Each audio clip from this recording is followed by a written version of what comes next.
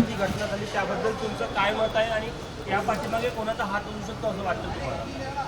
मला वाटतं काल जे घडलं ते फक्त एक टॅक्टिक्स आहे, ती एक स्ट्रॅटेजी आहे आम्हाला घाबरवण्याची, धमकवण्याची आणि मेन मुद्द्यापासून भटकवण्याची.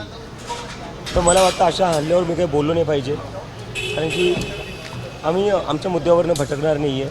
तुम्ही आमच्यावर किती हल्ले करा, तुम्ही आमच्यावर किती हात उचला, आम्ही आमचा हात उचलणार नाही आहे. आम्ही आमचं जे आंदोलन ते पीसफुली आणि डेमोक्रॅटिक वेनीच पुढे घेऊन जाऊ आणि आमच्या मेन मुद्द्यापासून भटकणार नाही आहे. मेन मुद्दा जो हा आहे की नीटचे 22 लाख स्टुडंट आहेत, CBSEचे 17 लाख स्टुडंट्स आहेत, CUETचे 16 लाख स्टुडंट्स आहेत, SSC GDचे 40 लाखपेक्षा जास्त स्टुडंट्स आहेत. अशा 1 करोडपेक्षा जास्त स्टुडंटसोबत कुठे ना कुठे अन्याय झालेला आहे आणि त्याची जिम्मेदारी कुठे ना कुठे धर्मेंद्र प्रधान यांना घ्यावं लागेल. तर तुम्ही आमच्यावर कितीही हमले करा, तुम्ही आमच्यावर कितीही अटॅक करा, आम्ही राजीनामा त्यांचा मागूच आणि आम्ही मागे सरकणार नाही जोपर्यंत आम्हाला राजीनामा कालच्या भेटणार. घटनेनंतर आंदोलनाची धार आणखी तीव्र केली जाईल. आमची जी स्ट्रॅटेजी आहे ती आम्ही चेंज नाही करणार आहे, कारण की असे हल्ले अजून होत राहतील पुढे. मला काही त्याची भीती नाही आहे. त्यांना हल्ले करायचे करू द्या. आम्ही गांधीच्या मार्गावर चालणार आहे, आम्ही आंबेडकरांच्या मार्गावर चालणार आहे आणि आमचा सत्याग्रह आहे हा जो आम्ही एकदम शांतीपूर्ण चालू ठेवणार आहे. पाठीमागे कोण वाटतं तुम्हाला? या पाठीमागे कोण? ते म्हणजे ते दिसून झालेले RSSची काही लोकं होते, ते त्यात काही नवीन नाही आहे.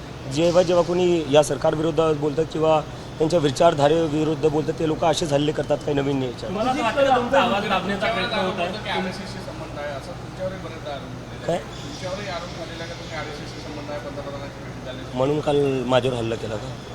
तुमचा आवाज दाबण्याचा प्रयत्न होतो का असं वाटतं? दुसरं काय कारण है?